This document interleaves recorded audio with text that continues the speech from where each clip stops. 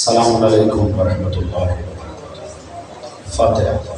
بسم اللہ الرحمن الرحیم، الحمد للہ رب العالمین، الرحمن الرحیم، مالک یوم الدین، اهدنا الصراط المستقیم، صراط الذین انعمت علیہم غیر المغضوب علیہم۔ بسم اللہ الرحمن الرحیم، قل هو اللہ احد لم یلد ولم یولد ولم یکن له کفوا احد۔ درود پڑھ لیجیے۔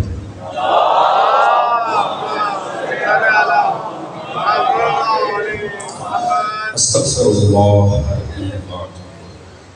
اعوذ باللہ من الشیطان الرجیم، بسم اللہ الرحمن الرحیم۔ الحمد للہ الذی لم یتخذ صاحبۃ ولا ولدا ولم یکن له شریک فی الملک ولم یکن له ولی من الذل وَكَبِّرْهُ تَكْبِيرًا۔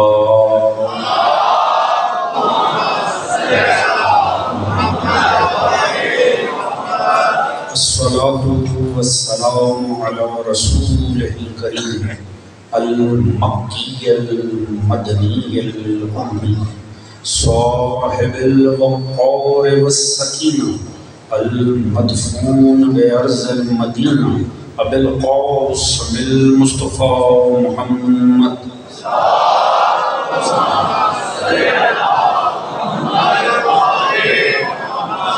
وعلى آله الطيبين الطاهرين المعصومين الذين أذهب الله عنهم الرجس وطهرهم تطهيرا۔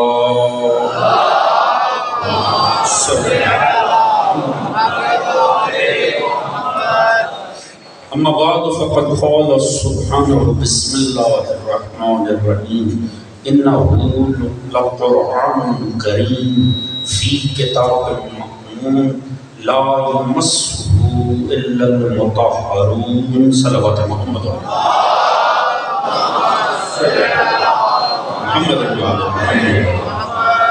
دعا ہے رب کائنات بس وقت ذکر محمد و آل محمد اس فرش عزا کا بچھایا جانا، منتظمین کی یہ کاوش، آپ دوستوں کی شرکت، پروردگار عالم اپنی بارگاہ عالی میں قبول و منظور فرمائے۔ آل محمد کے مقدس ذکر کے صدقے میں پروردگار سبھی مومنین حاضر غیر حاضر کی تمام تر نیک دلی شرعی حاجات کو قبول و منظور فرمائے۔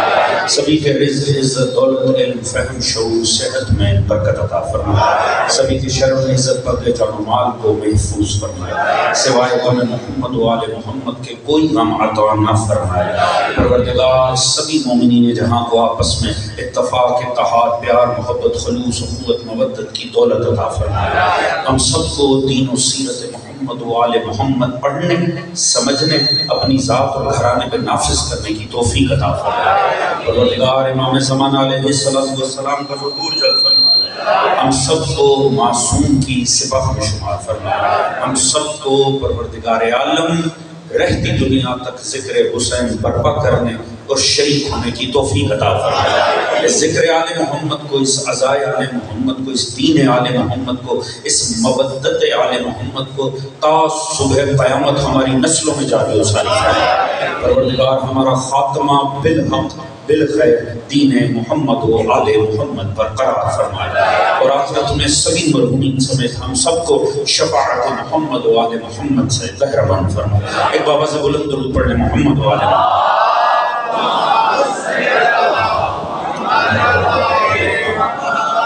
اجازت ہے جبات کا حضرات، یقیناً یہ رات کا پہلا پہر ہے، اور انسان بہرحال انسان کی جو کیپیسٹی ہے وہ ایک حد تک ہے، پھر نفسیات کے اوپر آہستہ آہستہ نیند غلبہ پانے لگتی ہے، تھکاوٹ ایک فطری سا امر ہے، مگر مجھے بڑا یقین ہے کہ جتنی دیر گفتگو کا تسلسل جاری رہے گا انشاءاللہ آپ کی بہترین توجہات مجھے حاصل رہیں۔ ویسے بھی آپ نے یہ نہیں سمجھنا کہ آپ فرش عزا پر بیٹھے ہیں، آپ نے یہ سمجھنا ہے آپ کربلا میں بیٹھے ہیں۔ خود کو سننا ہے، یا یہ عارف کامل حضرت آیت اللہ تقی بہجت کا جملہ ہے، وہ فرماتے ہیں جب کسی مجلس میں جاؤ پلٹو، کوئی پوچھے کہاں سے آ رہے ہو، یہ مت کہنا میں مجلس سے عزا سے آ رہا ہوں، یہ کہنا میں کربلا سے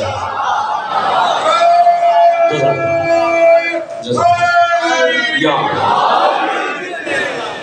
تو عزیز رات کا کوئی بھی پہر ہو، اگر انسان کربلا بیٹھا ہو نا تو اسے کوئی تھکاوٹ اثر کرتی ہے، اسے ارد گرد کے ماحول کی ہوش ہوتی ہے نہیں، وہ ہوتا ہے اور آل محمد کی ذوات ہوتا ہے۔ حضرات سامعین دیکھیں، پڑھنے والے پر نا ہم بھی پڑھنے والے بہرحال چونکہ ذہن چل رہا ہوتا ہے تو جو پہلے پڑھ رہے ہیں نا دوست، تو وہ اثر ہو رہا ہوتا ہے ذہن کے اوپر۔ خدا شاہد میں دوست میرے بھائی بیٹھے ہوئے ہیں، میں بھی ایک مجلس ادا سے آیا، پہلے جو پڑھا جا رہا تھا اس کا مجھ پر اثر ہوا، مگر منفی اثر، بڑا منفی سا اثر ہوا، میری طبیعت بوجھل ہونے لگی، ایسا ماحول بنا ہوا تھا، شایان شان نہیں محسوس ہوا آل محمد کی ذوات ہے، لہٰذا ذہن پہ اثر ہوا۔ مگر یہاں آ کر میں جتنی دیر بیٹھا ہوں اور مجھ سے پہلے دوست حضرت ابو طالب کی عظمت پر گفتگو کر رہے ہیں، خدا شاہد ہے طبیعت بحال ہو۔ میں نے پڑھنا تو جو ہے وہ میں آپ کے سامنے عرض کروں گا، مگر اگر اجازت دیں تو وہ دوست جس انداز سے عظمت ابو طالب پیش کر رہے تھے انہی کے چند نکات کو میں نثر میں نہ آپ کے سامنے بیان کروں۔ پھر اجازت دیں تو خدا قسم طبیعت بن رہی ہے کہ دیکھیے، ہاں ایسا ہے، یہ بدقسمتی ہے کہ دنیا بدقسمت ہے، آج تک علی کے باپ سے حسد رکھتے ہیں،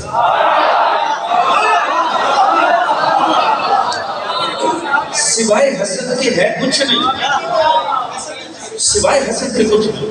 قرآن نے کچھ خود کہا، اب یحسدون الناس علی ما آتاہم اللہ من فضلہ، یہ حسد کرتے ہیں اس فضل پہ جو ہم نے عطا کر رکھا۔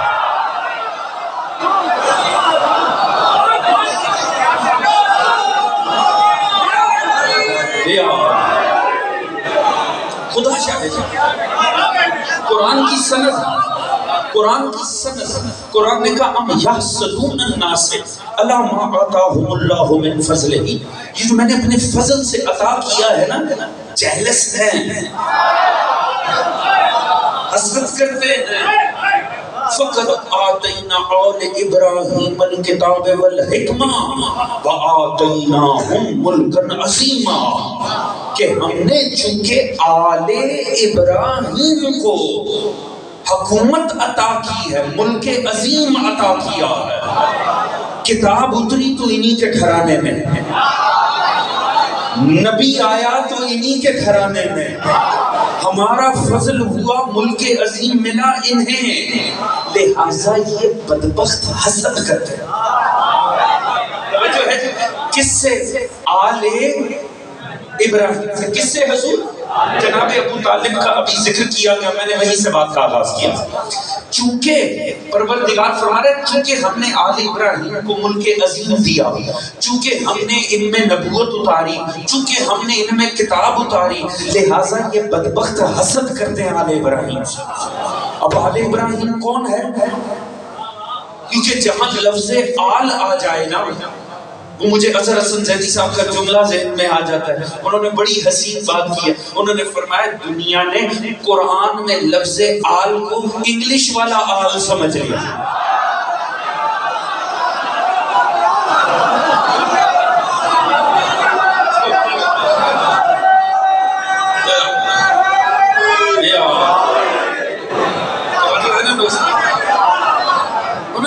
دنیا نے انگلش والا آل سمجھ لیا کہ بس سارے کے سارے، توجہ ہے جی۔ پروردگار نے فرمایا آل ابراہیم سے حسد ہے، چونکہ آل ابراہیم پہ فضل ہے، چونکہ ان میں نبوت آئی ہے، ان میں کتاب آئی ہے، تو کیسے پتہ چلتا آل ابراہیم کیا ہے؟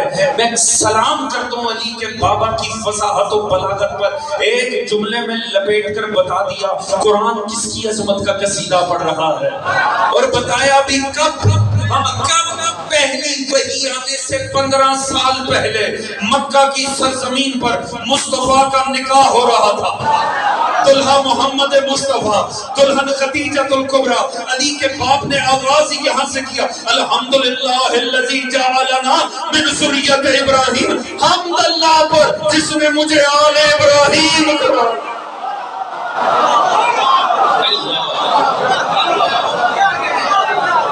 آل ابراہیم ابو طالب کی ذات۔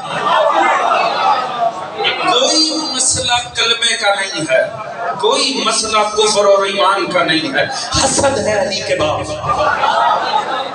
میں نے اسی لئے 9 محرم کی مجلس میں نکلسن روڈ پہ جملہ عرض کیا تھا، تعجب ہے نا پھر علی کا بھی باپ۔ سننے والے دوست بیٹھے ہیں، توجہ ہے نا پھر صاحب منبر سلونی کا بھی باپ، ہے نا پھر صاحب نہج البلاغہ کا باپ۔ سلام ہے علی کے باپ تیری فصاحت و بلاغت پر، کمال ہی کر دیا۔ فرمایا حمد اس اللہ کی جس نے ہمیں ذریت ابراہیم بنایا، ہمیں نسل ابراہیم بنایا، ہمیں آل ابراہیم بنایا۔ ابو طالب جانتے تھے میرے ایمان کو مانے یا نہ مانے، ہر نماز کے بعد بیٹھ جائیں گے، کما صلیت علی ابراہیم وعلی آل ابراہیم۔ مجبوری بنا دی مسلمان کی، میرے ایمان کو مان یا نہ مان، ہر نماز پہ مجھ پہ درود لازم ہے۔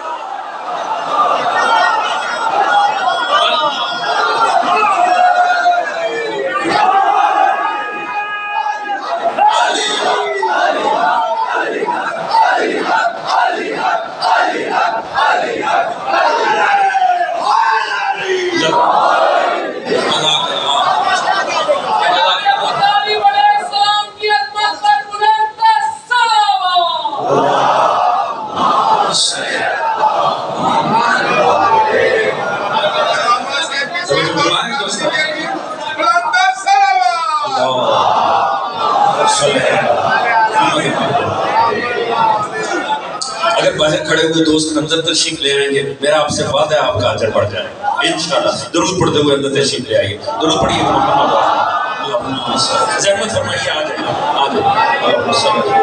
لیکن گھر سے چل کے بھی تو ہم مجلس کے لیے آ گئے ہیں، تو فرش ازاں تک بھی آ جانا چاہیے۔ درود پڑھیے گا محمد والے محمد صلی اللہ علیہ وسلم۔ دوست اب خدا شاہد ہے، میں کچھ اور سوچ کر آیا تھا، یہی ہوتا ہے مجلس میں کہ ماحول کہیں کا کہیں لے جاتا ہے۔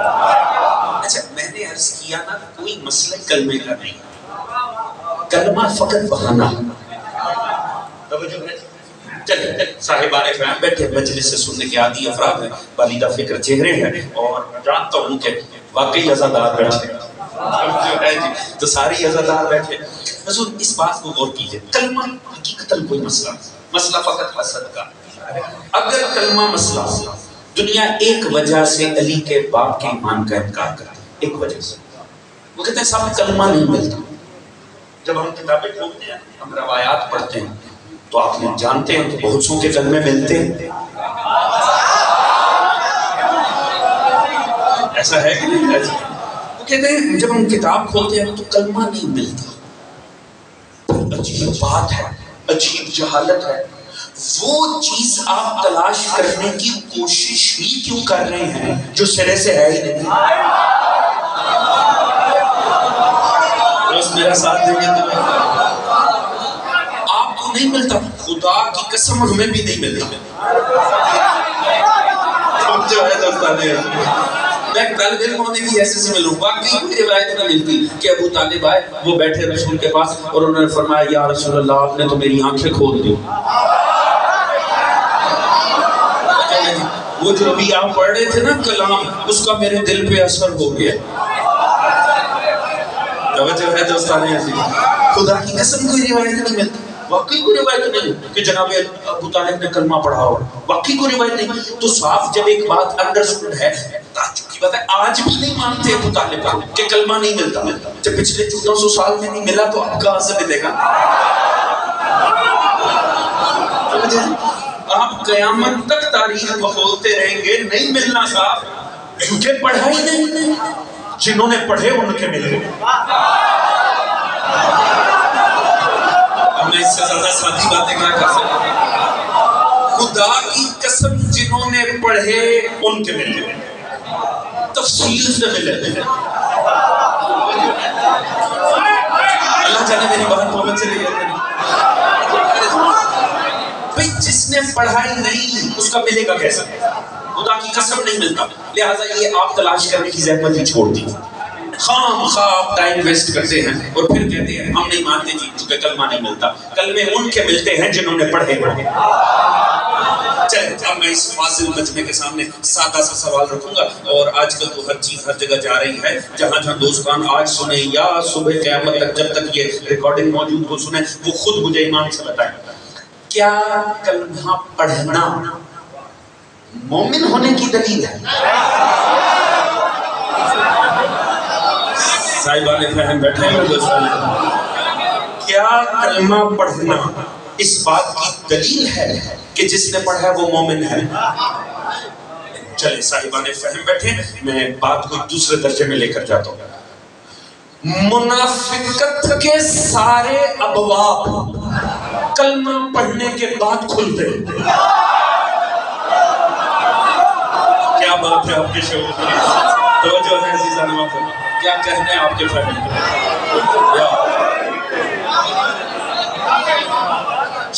شاید بعض دوستوں کے چہروں سے مجھے ایسا لگا میری بات ان تک پہنچی نہیں ہے. میں جملہ بدل کے عرض کرتا ہوں. منافق ہونے کے لیے کلمہ پڑھنا شرط ہے. توجہ ہے دوستان عزیز. اب میری بات پہنچی ہے بہت سے دوستوں تک. توجہ ہے جی. میں پھر جملہ بدل دیتا ہوں. انسان منافق ہو ہی نہیں سکتا جب تک چیخ چیخ کے کلمہ نہ پڑھ لے. توجہ ہے دوستان. نہیں دیکھیں یہ بات اب آپ مجھے لے رہے ہیں جناب ابو طالب پہ تو بات اب اس انداز میں بھی ہونی چاہیے. جتنی تسلی سے جتنی تفصیل سے منافق کا کلمہ ملتا ہے نا کبھی مومن کا نہیں ملتا.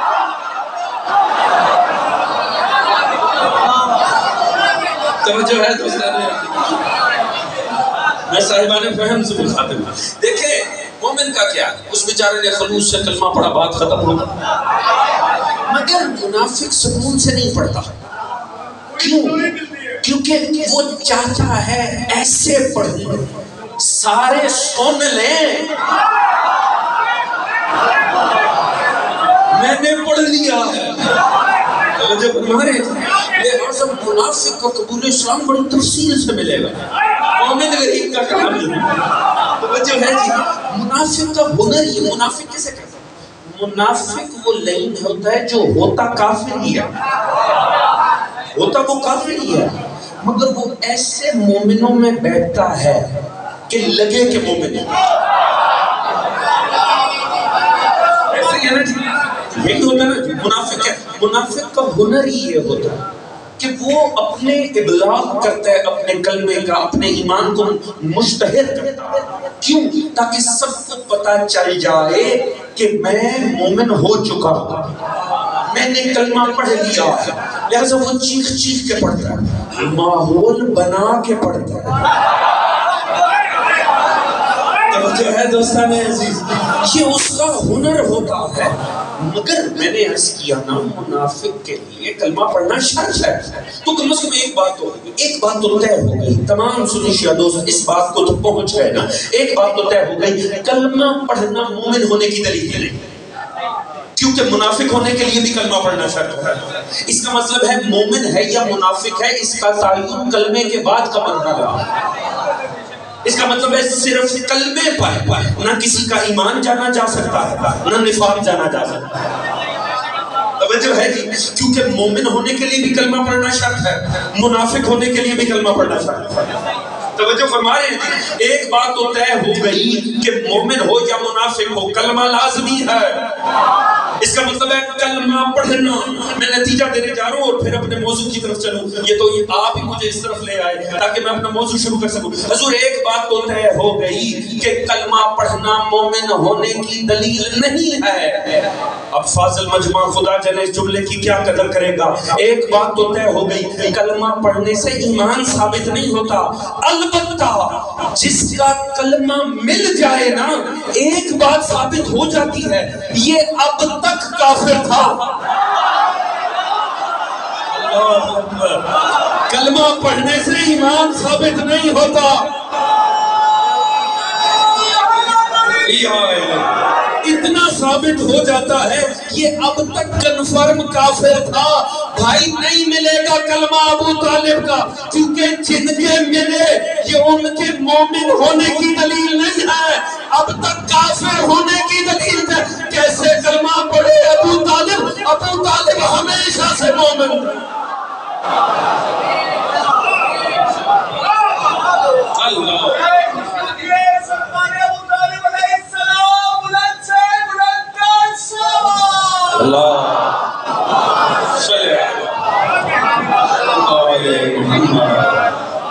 توجہ فرما رہے ہیں دوستان عزیز، کلمے ہی آج تک تلاش ہو رہے ہیں بدقسمتی سے۔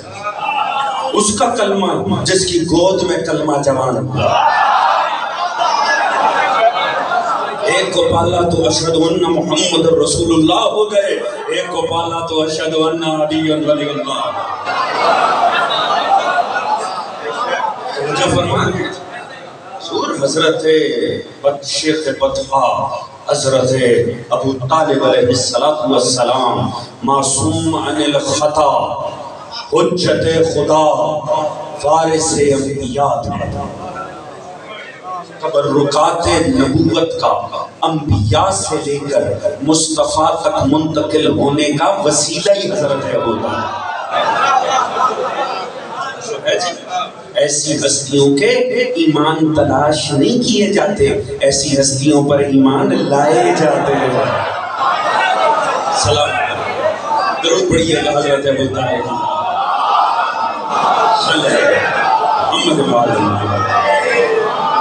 بڑا خوبصورت کلام بھائی نے پڑھا، اور میں نے کوشش کی کہ نثر میں 4 جملے آپ کے سامنے آ سکیں۔ اب زیادہ دیر وقت نہیں ہے، اس لیے چونکہ ابھی مجھے حکم بھی مسائل کا ملا ہے، تھوڑا سا تفصیل سے پیش کروں گا، مگر بہرحال جس طرف میں نے پیش کرنی تھی گزارشات اگر اجازت دے تو اس طرف چلے جائیں۔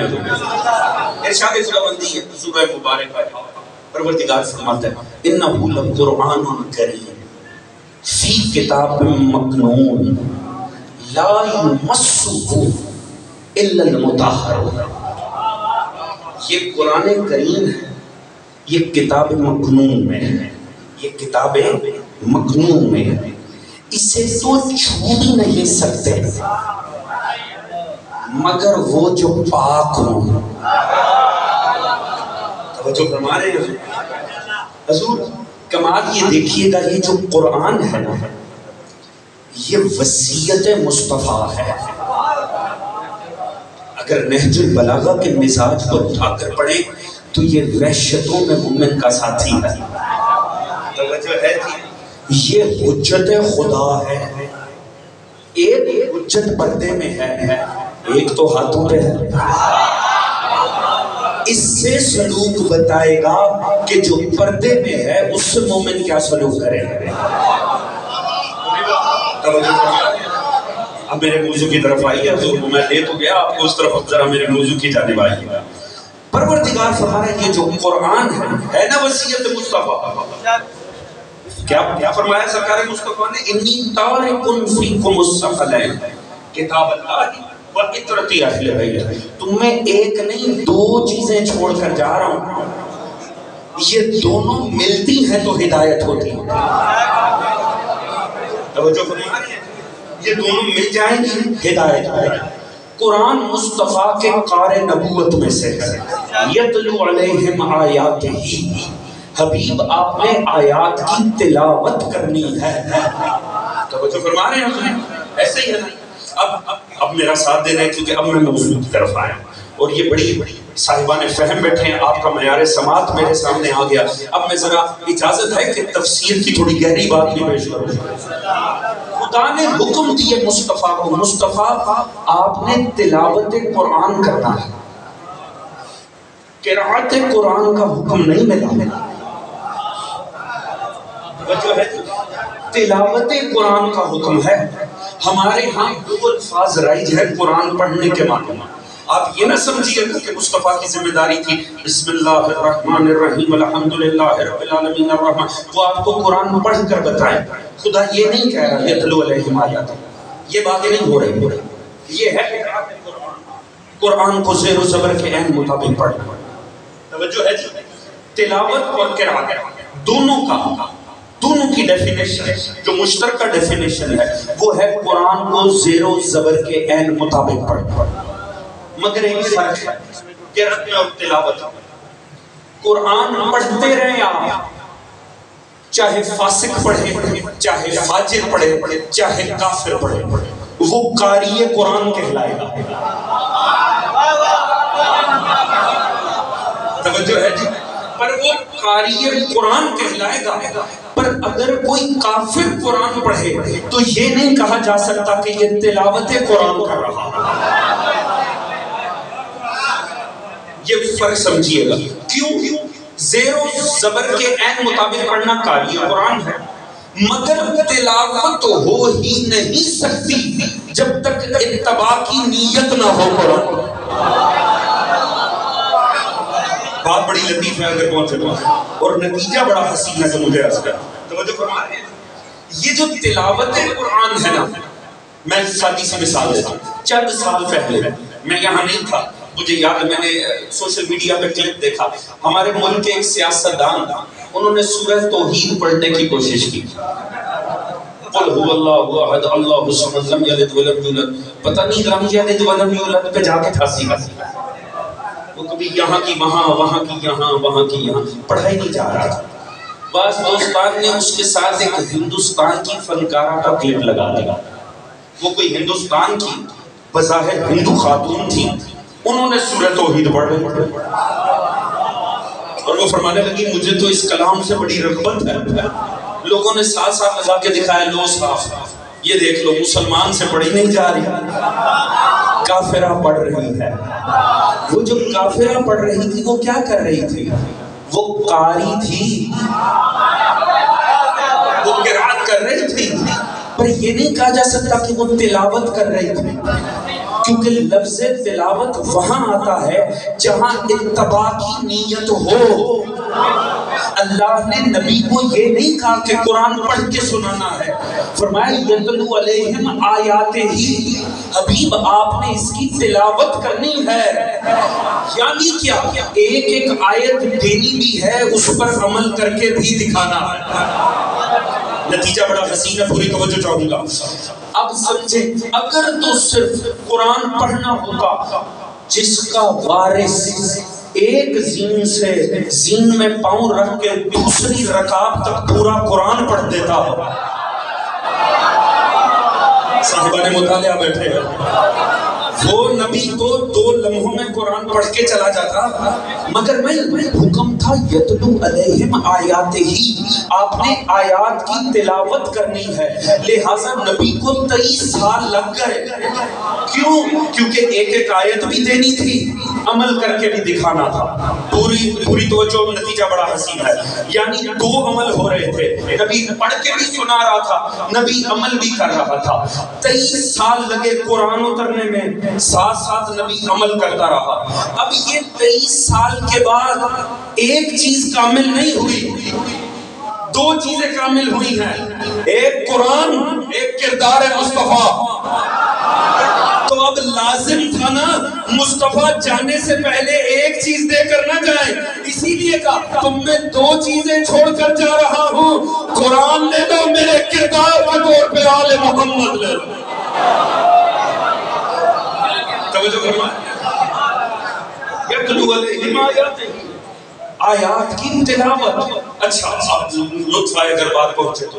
حضور تلاوت اور قرات دونوں کی ڈیفینیشن میں ایک بات لازمی ہے، قرآن کو زیر و زبر کے عین مطابق پڑھنا.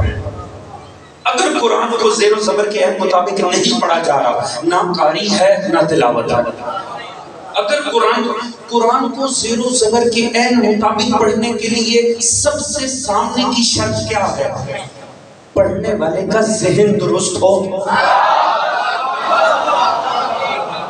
توجہ ہے دوستان عزیز، پڑھنے والے کا ذہن درست ہو. ایک بات تو طے ہے، نبی کی ذمہ داریوں میں سے ہے یتلو علیہم آیات ہی، قارئ نبوت میں سے ہے۔ اس کا مطلب ہے نبی کی آخری سانس سے پہلے تک اگر کسی بدبخت نے نبی کے ذہن پہ شک کیا تو وہ صرف نبی پہ شک نہیں کر رہا، پورے قارئ نبوت پہ شک کر رہا ہے۔ توجہ ہے دوستان عزیز؟ اب اگر یہ بات پہنچ گئی ہے تو میرا جملہ سنیں۔ میں نے ابھی جملہ عرض نہیں کیا، ابھی تو بس میں آپ کے ذہن بنا رہا ہوں۔ خدا کی قسم میں حقیر سا طالب علم ہوں، پر میں نے جہاں بھی تاریخ میں پڑھا ہے نا، میں نے ہر جگہ یہی پڑھا ہے، حسین نے نوکے نیزہ پہ قرآن کی قرات نہیں تلاوت کی تھی۔ اللہ جانے میری بات پہنچ رہی ہے کہ نہیں؟ حسین نے نوکے نیزہ پہ قرآن کی تلاوت کی تھی، حسین نے نوکے نیزہ پہ قرآن کی تلاوت کر کے بتایا۔ دنیا والوں تم کیا سمجھتے ہو ہم عام بخار میں ہزیان بولتے ہیں؟ ارے ہم تو کٹ بھی جائیں تو قرآن بول۔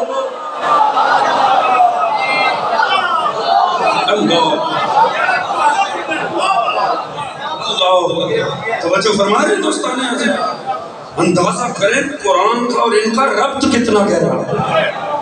اسی لیے رسول نے فرمایا تم میں دو چیزیں چھوڑ کر جا رہا ہوں، یہ کبھی ایک دوسرے سے جدا ہو ہی نہیں سکتے، جدا ہو ہی نہیں سکتے ہیں۔ تلاوت ہدایت میں سے ہے، نبی کی ہدایت کی ذمہ داریوں میں سے ہے۔ حسین نے نوکے نیزہ پر تلاوت کر کے بتایا۔ بدبختو تم سمجھتے ہو ہمیں ہدایت کے لیے حکومت کی ضرورت ہے؟ حکومت چھوڑ، ہمیں تو اپنا جسم بھی کامل ہونے کی ضرورت ہے۔ قرآن کو ان سے کوئی جدا کر ہی نہیں سکتا ہے، حتیٰ زندگی بھی بیچ میں چلی گئی۔ پروردگار نے فرمایا انہ لقرآن کریم فی کتاب مکنون، یہ جو قرآن ہے نا، یہ جو قرآن کریم ہے، یہ کتاب مکنون کے اندر ہے۔ لا یمسہ الا المطہرون، اسے تو چھو بھی نہیں سکتے مگر طاہر ہے۔ حق تو نہیں ہے؟ ہے ذہن میرے ساتھ؟ آگے بیٹھے کوئی ہے نا میرے ساتھ دوستان؟ تھکے تو نہیں؟ غور فرمائیے، پروردگار نے فرمایا یہ کتاب مکنون میں ہے، اسے چھو بھی نہیں سکتے مگر طاہر۔ کتاب کا نام ہے مواعظ حسن، علامہ عبدالعلی الحروی فرماتے ہیں یہ کتاب مکنون کیا ہے؟ میں زیادہ زحمت نہیں دیتا، کتاب مکنون کیا ہے؟ فرماتے ہیں کتاب مکنون صحیفہ وجود حضرت مصطفیٰ ہے۔ میں صاحبان فہم سے مدد چاہوں گا دوستوں، توجہ ہے؟ فرماتے ہیں یہ جو مصطفیٰ ہے نا، ذات مصطفیٰ، یہ کتاب مکنون ہے۔ پروردگار فرما رہا ہے میں نے اپنا قرآن تمہیں نہیں دیا، مصطفیٰ میں رکھا ہے، اور اس سے لے ہی نہیں سکتے مگر یہ کہ طاہر ہے۔ توجہ ہے؟ اگر ہم یہ سوچیں کہ لا یمسہ، اس سے مراد یہ ہو کہ قرآن کو مس کرنا جو عالم اسلام نے سمجھا ہے کہ اسے چھو بھی نہیں سکتے مگر طاہر، یعنی وضو کر لو اور چھو لو۔ اگر ہم یہ تصور کریں کہ غیر طاہر اسے ظاہراً نہیں چھو سکتا تو یہ تو بات ہی غلط ہوگی۔ نصارہ بھی قرآن تھامتے۔ میں امریکہ سے، آپ جانتے ہیں میرا تعلق ہے، امریکہ میں باقاعدہ قرآن چلائے گئے، بدبختوں نے قرآن چلائے ہیں، آپ نے بھی خبروں میں سنا ہوگا، تو آخر ہاتھوں میں پکڑ کے جلائے ہوں گے۔ اگر تو قرآن یہ کہہ رہا ہوتا کہ اسے ظاہراً مس نہیں کر سکتے مگر طاہر، تو ان جاہلوں نے کیسے چھو کے جلا دیا؟ توجہ ہے جی؟ تو اس کا مطلب ہے یہ مس کرنے سے مراد ظاہر نہیں ہے، اس کی باطنی حقیقت اور ہے۔ وہ فرماتے ہیں اصل میں وجود مصطفیٰ ہے کتاب مکنون، اور خدا فرما رہا ہے کہ قرآن کے اصل معنی مصطفیٰ سے وہ لے ہی نہیں سکتا جسے وہ طہارت حاصل نہ ہو جو مصطفیٰ کو دی۔ توجہ ہے دوستان عزیز؟ یعنی مصطفیٰ سے قرآن لینے کے لیے اتنا ہی پاک ہونا ضروری ہے جتنا وجود مصطفیٰ ہو۔ توجہ ہے؟ اب آپ جانتے ہیں وجود مصطفیٰ کتنا پاک ہے؟ خدا کی قسم ہم صرف تصور کر سکتے ہیں، ہم سوچ ہی نہیں سکتے حقیقتاً کہ مصطفیٰ پاک کتنا۔ میں سادی سی اس کی مثال دوں گا کہ مصطفیٰ کو طہارت کتنی حاصل ہے۔ دیکھیں، ایک ہوتی ہے طہارت حقیقی، ایک ہوتی ہے طہارت عارضی، اسی طرح ایک ہوتی ہے نجاست حقیقی، ایک نجاست عارضی۔ کلیہ یہ ہے فرقہ کہ اگر نجاست عارضی ہو تو اسے طہارت عارضی پاک کر دیتا ہے۔ نجاست عارضی کیا ہے؟ خون، پیشاب کہیں لگا ہو، اوپر طہارت عارضی ڈالے۔ طہارت عارضی کیا ہے؟ پانی، پاک پانی ڈالے پاک ہو جائے گا۔ ایسے ہی ہے نا جی؟ کیوں کیسے پاک ہو گیا؟ کیونکہ نجاست عارضی تھی، لہذا طہارت عارضی نے کام کر دیا۔ خدا کی قسم بہت بڑا نتیجہ جہاں لے کر جا رہا ہوں۔ مگر اگر نجاست حقیقی ہو، نجاست حقیقی کیا ہے؟ کفر۔ پیچھے بیٹھے ہوئے دوست، شرک۔ کافر کو لے کعبہ کی چھت پہ جا کر بٹھا دے، خادم حرمین شریفین اپنے مقدس ہاتھوں سے، توجہ ہے جی، آب زمزم سے اسے دھوئیں۔ میں اس سے زیادہ تو ماحول نہیں بنا سکتا، توجہ ہے جی، پاک ہوگا، بالکل پاک ہے۔ اب کعبے کی چھت سے زیادہ پاک جگہ کون سی ہوگی؟ آب زمزم سے زیادہ پاک پانی کون سا ہوگا؟ اور خادم میں حرمین کے ہاتھوں سے زیادہ ہاتھ کس کے ساتھ؟ توجہ ہے جی، کیا پاک ہوگا؟ نہیں ہوگا۔ کیوں؟ کیونکہ نجاست حقیقی ہے، وہ دھل ہی نہیں سکتی جب تک طہارت حقیقی نہ لائی جائے۔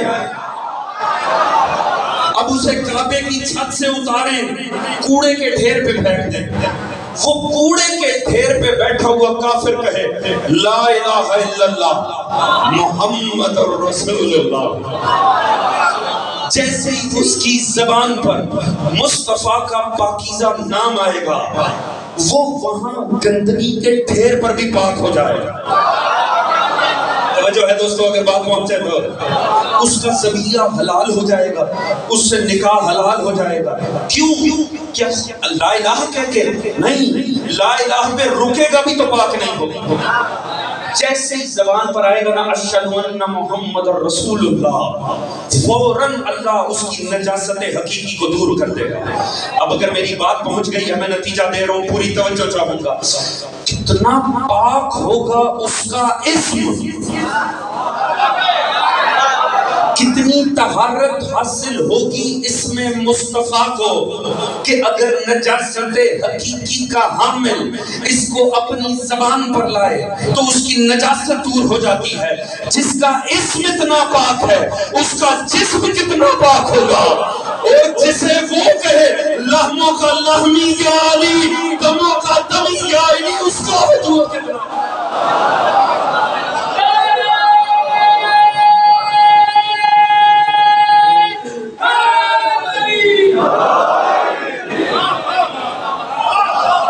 تھک تو نہیں گئے ہیں دوستان ہے؟ سوچے تو صحیح، جس کے اسم کی اتنی طہارت ہے اس کے جسم کی طہارت ہے۔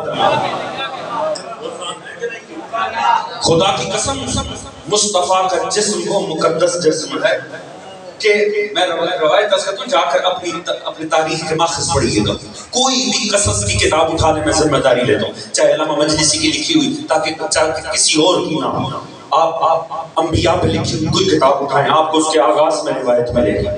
سرکار نے فرمایا اول ما خلق اللہ نور، عقیدہ ہے کہ نہیں جی؟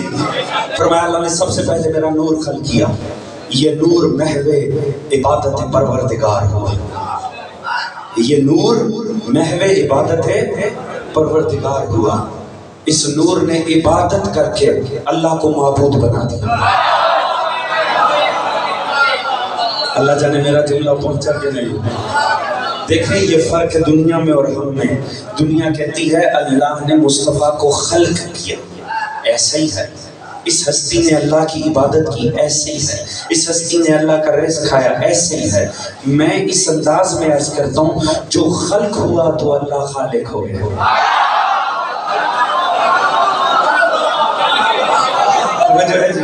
جا کے اپنے مکتب کی کوئی اعتقاد کی کتاب اٹھا لیجیے گا۔ صفات کی دو اقسام ہیں، ایک جو اللہ کی ذاتی ہے، ایک وہ ہے جو مخلوق سے انٹریکشن کی وجہ سے بنی ہے۔ وہ اللہ تھا، خالق تو نہیں تھا۔ مخلوق بنائی تو خالق ہوا نا، توجہ ہے جی؟ اس کا مطلب ہے جو خلق ہوا تو خدا خالق ہو گیا، جس نے رزق کھایا تو وہ مرزوق ہو گیا، جس نے عبادت کی تو وہ معبود ہو گیا، جس نے بندگی کی تو وہ معبود ہوا۔ اب پتہ چلا مصطفیٰ کرتے چلے گئے، خدا ظاہر ہوتا چلا گیا۔ سبحان اللہ،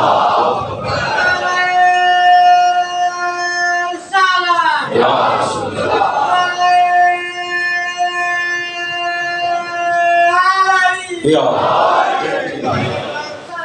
اللہ صلی اللہ محمد محمد۔ جزاک اللہ۔ توجہ ہے دوستان، زیادہ دیر زحمت سماعتی میرا ساتھ دیجیے گا۔ روایت آپ کو ملے گی، ذمہ داری میں لیتا ہوں۔ رسول نے فرمایا جب میرا نور محو عبادت پروردگار ہوا تو خشیت الہی سے، اللہ کے جلال سے، اس نور مصطفیٰ کو جو پسینہ آیا، اللہ نے اس پسینے کے قطروں سے نبیوں کو خلق کیا۔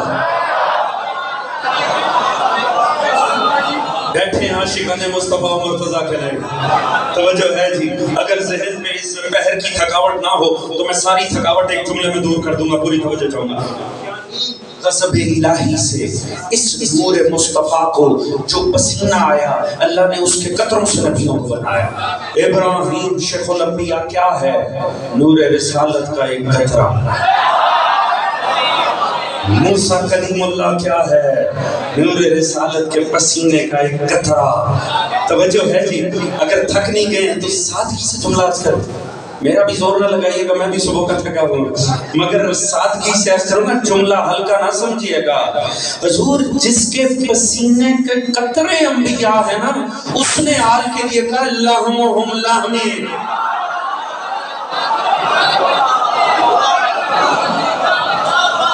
دمہم دمی، تمہارا خون میرا خون ہے، تمہارا گوشت میرا گوشت ہے۔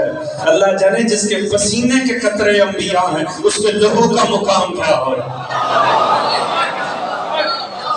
آپ کے پنجاب میں چند سال پہلے کی بات ہے، میں آپ میں نہیں تھا دوستوں، آپ کے مجھے یاد ہے پنجاب میں نے اخباروں میں پڑھا، میں نے سوشل میڈیا پہ پڑھا، پنجاب میں قانون پاس ہونے جا رہا تھا۔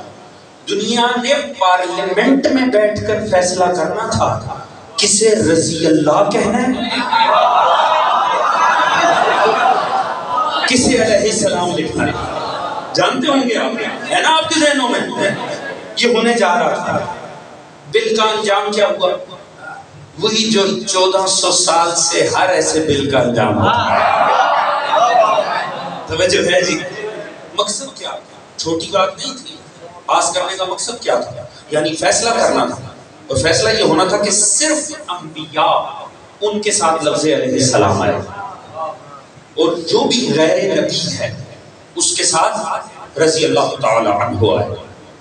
ہمارے یہی دل تھا نا جی۔ انہوں نے کہا اب اس کا مطلب کیا تھا؟ اگر پارلیمنٹ سے پاس ہو جاتا، اس کا مطلب ہے وہ ساری کتابیں قابل ضبطی ہیں کہ جن میں نبیوں کے علاوہ کسی ہستی کو علیہ السلام لکھا جاتا۔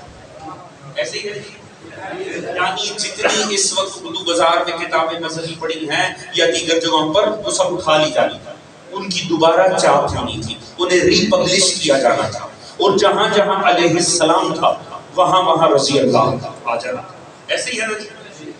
اب یہ تو امت بہت اچھے سے جانتی ہے کہ نبیوں کے بعد سوائے آل مصطفیٰ کے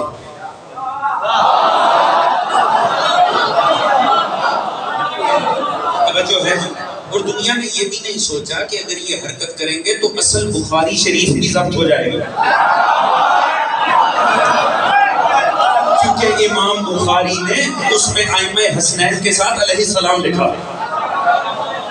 یہ پاکستان بڑا دلچسپ ملک ہے، یہاں عربی کتاب میں علیہ السلام لکھا ہوتا ہے، عاشق ترجمہ کر کے رضی اللہ کرتا ہے۔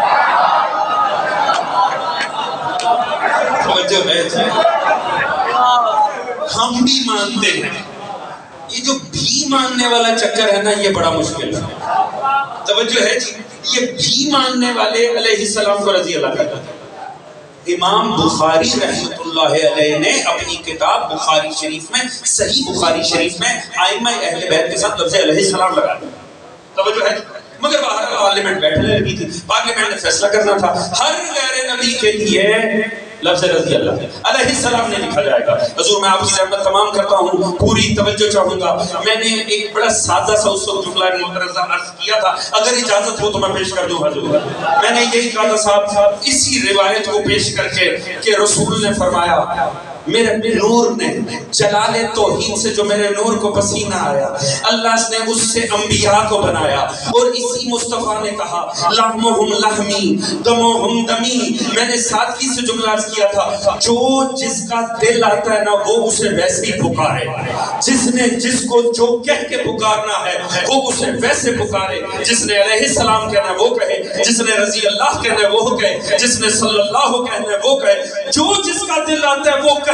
پر اتنا یاد رکھے، جس مصطفیٰ کا پسینہ بھی علیہ السلام ہونا، اس کا لہو رضی اللہ نہیں ہو سکتا۔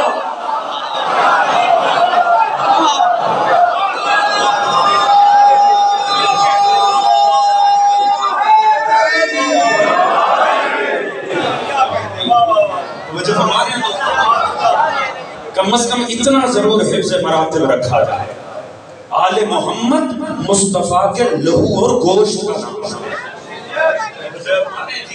اور قرآن یہ کہہ رہا ہے کہ یہ قرآن مصطفیٰ سے نہیں لیا جا سکتا جب تک لینے والے کے وجود میں وہی طہارت نہ ہو جو وجود مصطفیٰ میں۔ نہیں تو ایسے کبھی تعارف نہیں کروائے جاتے، یہ میرا خون ہے، میرا گوشت ہے۔ کیوں ایسا تعارف کروایا مصطفیٰ نے؟ تاکہ دنیا پہچان لے میرے بعد قرآن لینا کس سے ہے۔ تھک تو نہیں گیا نا دوستو؟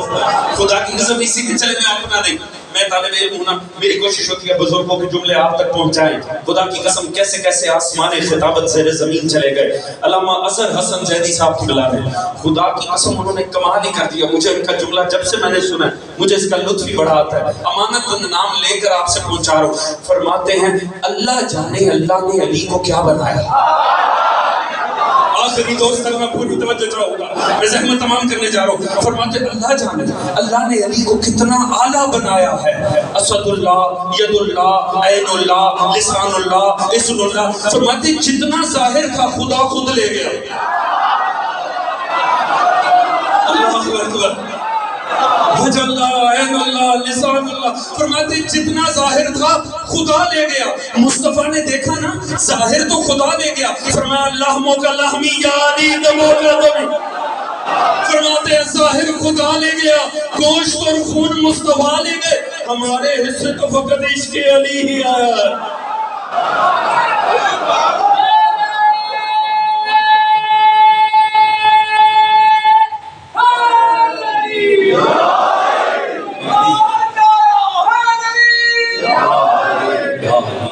سلامت رہیے۔ تو حضور قرآن واضح فرما رہا، یہ قرآن بعد مصطفیٰ اگر مل سکتا ہے تو اس علی سے ہی مل سکتا ہے جسے وہی شان طہارت حاصل ہے جو ذات مصطفیٰ۔ ہم نے ضد میں مولا علی کو نہیں مانا بعد رسول، ہم ضد میں بلا فصل نہیں کہتے، گزارا ہی نہیں ہوا۔ یہ نہ سمجھیے کہ علی چھوڑ کے اگر آپ کہیں گے قرآن کافی ہے تو قرآن مدد کر دے گا۔ قرآن اپنے معنی کھولتا ہی اس پر ہے جو علی کے ذریعے قرآن پڑھے۔ فقط علی ابن ابی طالب کو وہ شان طہارت حاصل ہے جو ذات کرمی سرکار مصطفیٰ کو حاصل ہے۔ دنیا نے وصیت مصطفیٰ کو مذاق سمجھا، مصطفیٰ نے فرمایا میں تم میں 2 چیزیں چھوڑ کر جا رہا ہوں، قرآن، اہل بیت۔ صبح قیامت تک ہدایت فقط اسے ملے گی جو ان دونوں کا بیک وقت دامن تھا۔ جو صرف قرآن تھام کے بیٹھ جائے وہ بھی غلط ہے، تو جو قرآن کو پوچھے ہی نہ درست وہ بھی نہیں ہے۔ میں اس سے زیادہ جملہ نہیں عرض کر سکتا، بس یقیناً صاحبان فہم پہنچ گئے۔ یہ نہیں ہو سکتا اگر حسبنا کتاب اللہ درست نہیں ہے تو یاد رکھیں یہ نہیں ہو سکتا کہ آپ قرآن کو پوچھیں اور سمجھیں کہ میں تو مومن ہوں۔ جب تک دونوں کا دامن ہاتھ میں نہیں ہوگا ہدایت ہو ہی نہیں سکتی۔ دنیا نے فقط قرآن کو لیا، نتیجہ جانتے ہیں کیا ہوا؟ آل محمد کے بچوں کو نیزوں سے ضرور لگا۔ نبی کا لباس 7 تیروں پر معلق ہو گیا، چادر زہرا نیزے پر۔ یہ فقط قرآن تھامنے کا نتیجہ ہوا۔ مجھے حکم ہے میں کربلا کی ننھی زہرا کا مذہب، ہمارا سلام ان رخساروں پر جو کربلا سے شام تک رنگینی ہوتے، ہمارا سلام ان ننھے قدموں پر جن میں کانٹے تھے، کانٹوں میں زخم، زخموں میں خاک۔ دوستو میں بات عرض کروں، رونے والے بیٹھے ہو نا، میں کچھ بھی پڑھوں آپ نے رونا ہے، مجھے پتہ ہے کہ سکینہ کا غم ہی ایسا ہے۔ اور ہم تو پنجاب میں بیٹھے ہیں نا، میں نے بچپن سے ہی ہمارے جو پنجابی ذاکرین ہیں نا، اکثر خدا کی قسم یہ کوئی ایسی بات کہہ دیتے انسان حیران رہ جاتا ہے۔ میں نے ایک امام بارگاہ میں ہوش سنبھالا ہے، خدا کی قسم مجھے ذاکروں کی یہ ایک بات بڑی اچھی، جب بھی اب پتہ نہیں کیوں ذاکروں نے روش بدل دی، وہ جب بھی علی اصغر اور سکینہ کا مصائب شروع کرتے تھے نا، ایک جملہ ضرور کہتے تھے، سادے سا جملہ ہے، اس پر بھی چھوڑ دو تو مسائل کافی ہے۔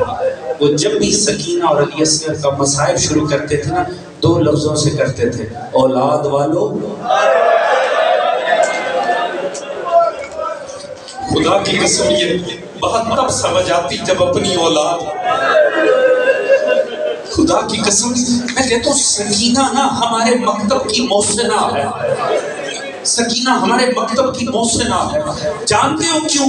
اللہ جانے اس بچی نے شمر کے کتنے تماچے کھائے حسین کا آخری جملہ پہنچانے کے لیے، اللہ جانے کتنے تماچے کھا کر اس نے حسین کا آخری جملہ پہنچا دیا کہ شیعو، میرا بابا آخر میں کہہ رہا تھا، اے میرے شیعو جب کبھی ٹھنڈا پانی پینا مجھ مظلوم کی پیاس ہے۔ ہمارا سلام ہو سکینہ کے اوپر۔ سکینہ نے شہادت حسین میں رنگ بھرا، خدا کی قسم اس بی بی کا بیان نہ آئے، نہ شہادت حسین شروع ہوتی ہے نہ تمام ہوتی۔ شہادت حسین کے سیاق و سواد کو سجایا ہی جناب سکینہ نے۔ جب راہوار پہ سوار ہوا نا میرا امام اور اشارہ کیا راہوار چل، سلجھنا چلتا ہی نہیں تھا، پھر ایڑ لگائی چلتا ہی نہیں تھا، بار بار اپنے چہرے کو قدموں پہ لے کے جاتا تھا۔ جب قدموں کی طرف دیکھا نا، دیکھا ننھی سکینہ نے چھوٹے چھوٹے ہاتھ راہوار کے قدموں پہ رکھے ہوئے اور رو رو کر کہتی، راہوار تجھے خدا کا واسطہ میرے بابا کو لے کر نہ جا، صبح سے جو بھی میدان میں گیا وہ پلٹ کر نہیں آیا، میرا بھیا اکبر گیا وہ پلٹا نہیں، میرا چچا عباس گیا وہ پلٹا نہیں، میرا بابا بڑا پیاسا ہے، میرا بابا تھکا ہوا ہے۔ ہاں جب تک یہ جملہ نہیں آئے گا شہادت شروع نہیں ہوگی، اور شہادت حسین کبھی تمام نہیں ہوتی، کوئی ذاکر تمام نہیں کر سکتا جب تک سکینہ کے جملے نہ آ جائیں۔ جب پلٹ کر آیا نا سلجھنا، ایک مرتبہ سکینہ نے دیکھا زین ڈھلکی ہوئی ہے، باگیں کٹی ہوئی ہیں اور چہرے پہ باپ کا لہو لگا ہے، ننھی سکینہ تڑپ کے آگے بڑھی، ایک مرتبہ باغوں کو تھاما، یہ نہیں پوچھا میرا بابا کیسا ہے، سکینہ سمجھ گئی بابا مارا گیا، فقط ایک سوال کیا، کہا سلجھنا بس ایک سوال کا جواب دے دے، کیا کسی نے ذبح کرنے سے پہلے پانی پلا دیا؟ میرا بابا بڑا پیاسا تھا۔ اجرکم اللہ، یہی حق بنتا ہے مظلوم کربلا کو رونے۔ امام نے فرمایا ہمارے غم میں جو ہائے کہے وہ ہائے بھی تسبیح پروردگار، شرما کے نہیں رونا آل محمد کی ذات۔ اللہ ہی جانتا ہے یہ بچی کتنی مظلوم تھی، خدا ہی بہتر جانتا ہے سکینہ کتنی مظلوم۔